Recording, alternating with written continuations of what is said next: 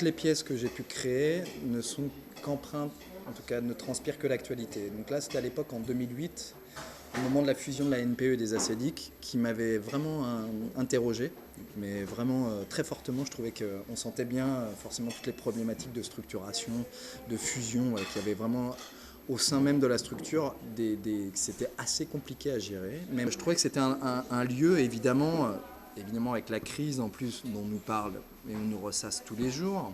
Je trouvais que, et puis la question de l'emploi qui est centrale, je trouvais que c'était un endroit où nous, en tant que compagnie, on devait aller s'interroger, que c'était vraiment important. Voilà. Et je trouve que ça, c'est des... Voilà. Donc nous, en tout cas, je décide juste de dire, ok, cet endroit-là, on devrait aller le questionner. Et puis on part dans une démarche après un peu particulière, parce que ça, on a un travail très fragmenté, et en amont, un travail très fort de terrain et de bibliographie, évidemment. Mais je dirais qu'à partir de là, une fois qu'on a décidé, en fait, moi j'ai contacté en fait un sociologue qui s'appelle Pierre-Emmanuel Sorigné, qui est aussi spécialiste de la danse, qui a une double casquette, double cursus. En fait, il est prof à l'université de Lausanne, donc il a une chaire à Lausanne, et aussi il a un parcours de danseur professionnel. Je l'ai invité à venir découvrir notre travail, et je lui ai proposé en fait une collaboration.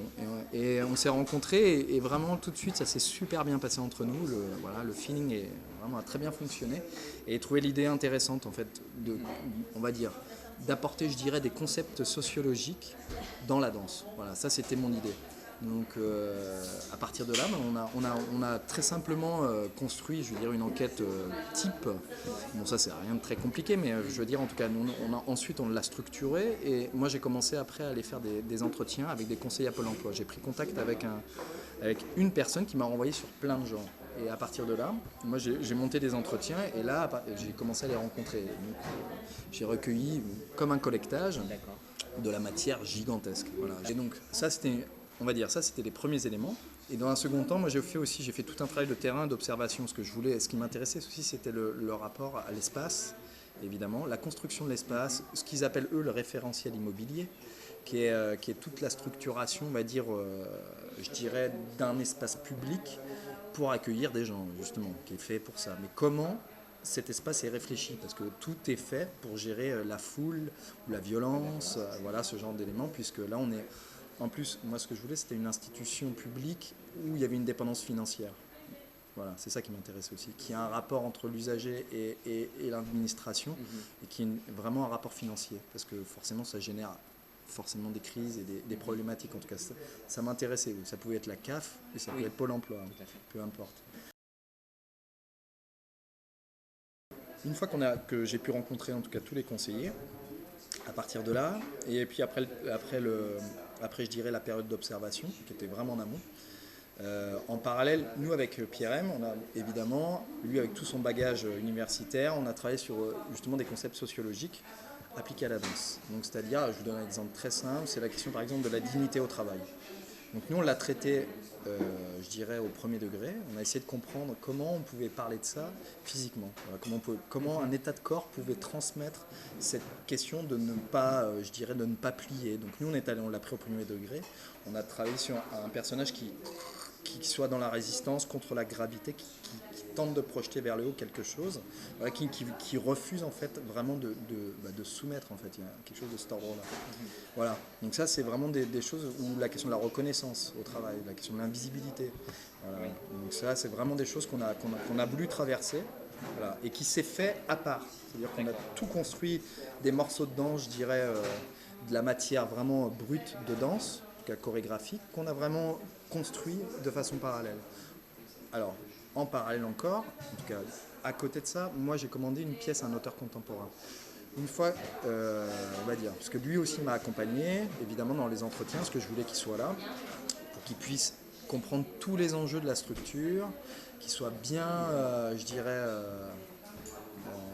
conscient des problématiques, des enjeux, des trajectoires aussi des conseillers Pôle emploi, du rapport hiérarchique, et puis surtout qu'on comprenne vraiment la structure interne, comment ça se passe concrètement tous les jours là-bas. Voilà. Donc ça c'était pour moi essentiel et central, puisque sinon qu'on puisse pas commencer à en parler sans qu'on connaisse vraiment. Donc, voilà. Donc il m'a accompagné et suite à ça, il a écrit une pièce. Voilà. Bon, évidemment, j'ai suivi tout le travail d'écriture. Et puis, il y a eu une réécriture au plateau, forcément, une adaptation, parce que quand tous les médiums interviennent, forcément, ça fait bouger le texte. La scénographie, nous on s'est inspiré du travail de Benedict Radcliffe en fait, qui est un, tu vois, un plasticien très intéressant. En fait, on voulait travailler sur du filaire, voilà, parce que c'était sur l'idée de transparence, tout simplement en fait. Moi, c'est ça qui m'intéressait. Donc, travailler vraiment sur un truc très épuré. Et comme si on travaillait que sur des lignes en fait, comme une esquisse. Donc le mobilier qu'il y a sur scène, il y a 4 chaises et puis une table qui apparaît à un moment mais qui est pareil, qui est vide, voilà, où on voit juste, on voit les arêtes. Donc, voilà, donc ça c'était vraiment ça, déjà c'était un élément important pour nous. Et ce qui venait, en tout cas, et tout le reste de la scénographie se fait par la vidéo. Voilà. Et la vidéo en fait, elle sert de support de jeu dramatique. Alors, moi, mon parcours donc, est pluridisciplinaire. Donc, j'ai une formation d'acrobate au départ. Voilà. Ça, c'est vraiment mon point de départ. Ensuite, j'ai glissé assez rapidement vers la danse. C'est par goût. Par goût, vraiment. J'avais vraiment une sensibilité très forte à la danse. Et pourtant, étant acrobate, c'est pas si simple parce qu'il y a une espèce de chemin gigantesque à faire structurellement dans la construction, je dirais, corporelle, qui est complètement antinomique. Voilà, dans un truc très explosif et alors qu'il faut travailler sur quelque chose de beaucoup plus fluide. Voilà. Donc ça a été long, fastidieux, mais voilà, je me suis formé, j'ai continué et puis j'ai eu la chance de participer à pas mal de projets. Donc ça a été aussi cette histoire-là. Le pont aussi, j'ai travaillé pour des compagnies hip-hop, donc c'était un pont entre je dirais, un travail encore acrobatique, mais qui glisse vers la danse. Voilà. Donc ça m'a permis pour aller doucement vers la danse contemporaine. Voilà. Ensuite, à l'intérieur de toutes ces expériences-là, j'ai aussi bossé beaucoup le texte. Voilà, on m'a proposé très vite. Et puis je crois que je suis très très très sensible au cinéma. Voilà. En tout cas, voilà, j'aime beaucoup le cinéma. Donc j'adore l'image, le travail de l'image, puis le rapport en fait aussi, je trouve, à une certaine forme de simplicité dans le traitement. Et je dirais plus le cinéma que le théâtre finalement. Je suis beaucoup plus sensible au cinéma qu'au théâtre. Voilà. Bon, c'est une histoire de goût, hein. Mais je sais très bien pourquoi en fait. C'est aussi l'histoire au cinéma. On travaille sur. Moi j'aime beaucoup les plans sur la peau, les yeux. Vraiment, en fait, c'est une histoire de zoom. Tout simplement, ce qu'on ne peut pas avoir au théâtre, et c'est ce que j'essaye de refaire dans mes pièces, c'est simplement faire du cinéma au théâtre. C'est tout ce que j'essaye de faire, en fait. Mais tout le temps, ça a toujours été comme ça, et je pense que ça le sera toujours. La suite, c'est Mauvaise foi, ça s'appelle. Donc c'est autour des croyances, voilà. Donc encore empreint d'actualité. Donc je trouvais que là, vu le contexte, c'était encore une fois important de venir se positionner à cet endroit-là. Donc c'est en fait nous là on va aller interroger les mécanismes d'adhésion aux croyances. Voilà. Donc même travail, même démarche. Donc on va commencer en fait avec Pierre-Emmanuel. On va construire en fait pareil encore des entretiens.